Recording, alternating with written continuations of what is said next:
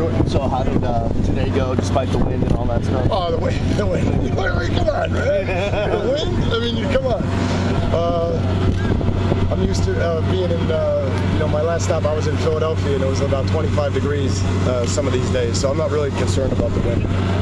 No, it's a good start. We learned a lot about our guys. When you think about it, there's really 5 or 6 guys only that weren't with us in the fall that were out here right now. And those guys, showed up. Those guys that weren't with us, they got a great opportunity today. Everybody else, it's the first scrimmage. You have some more penalties than you want. Tempo's not quite as crisp as you want, but I think we learned a lot about some guys. Herb Waters stepped up. Dallas Crawford stepped up. There's quite a number of other guys. You guys that did the stats on defense. Fig and those guys showed up, so it was good. It was good to see. Now you look at you talked about tempo. It seemed like you got out of here faster than you planned. Did you cut it short to get through all you needed? No, I think we're ahead of schedule, and we just stayed ahead of schedule. And again, for us, if we hit the number and we're crisp and we're doing it right, we want to get out of here. We don't want to get too tired or get the rep count too high and subject anybody. About 100 points.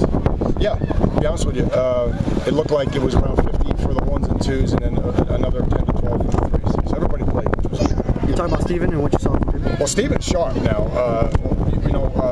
His mind, I think I would say that we were just a little bit off, but in terms of where the ball should go, Steven was really on top of it today.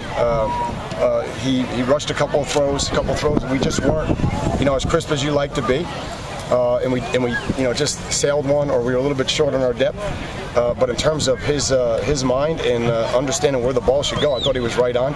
I think his completion percentage is really going to jump from this scrimmage to the next one. For a position that gets ripped as much as D-line does around here, it seemed like they didn't do a whole lot to get ripped about. No, I think they were better. Clearly, they're more mature, they're stronger, I just look at it from a defense perspective. All those guys are back. The only guy that's not back is Brandon McGee. He's over here, but he's not with us. But so there's a good group of guys that are back. I thought they played strong. I thought Wilson Pierre played strong. Chick played strong. Tyreek McCord shows up on the goal line. There was a lot of plays like that. I don't know who made the play on the goal line right here to start off the scrimmage against Duke. It might have been Fig. But you want to talk about setting the tone early. There's a young man that just say we're gonna sell out, and you could tell right now there wasn't anybody here that wouldn't look at that play and say that thing it must mean a lot to do what he did on that. We try to, when we're in every day in practice, man, we don't try to go 11 on 11. We just try to compartmentalize our contact so we're safe. We don't have piles. We're always yelling if guys are on the ground. But when you come out here, there's only one way to play the game, and that's why we try to, anything that we can manage, we try to manage with quick whistles and whistles around the pile, and then just try to keep the number down.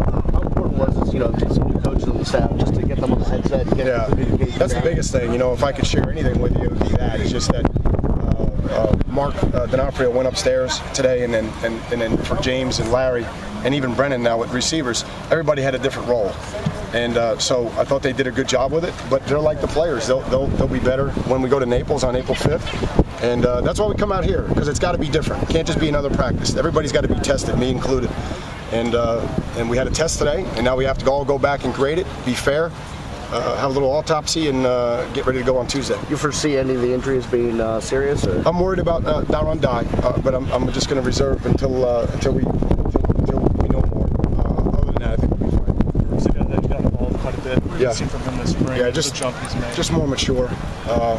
He came on really strong as the year went on, and he's a guy that is unselfish on special teams, and really, when you talk about being ready for your opportunity, last year he just worked, and we had some injuries late, Burns and other guys, and he steps up and does a tremendous job. So he's carried that over, and a really good start for him. And what we all are surprised at is his change of direction and his ability to make people miss in the open field. I mean, he's labeled a big receiver.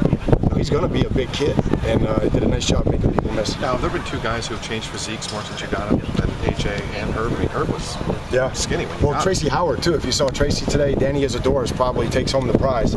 Danny came in at 350, he's 308 now, and been running with the ones all spring. So, again, I'm excited about where we are. We got a long way to go. I've learned to be careful around here. We had a good first scrimmage. That's it. But we got to learn from it and move forward.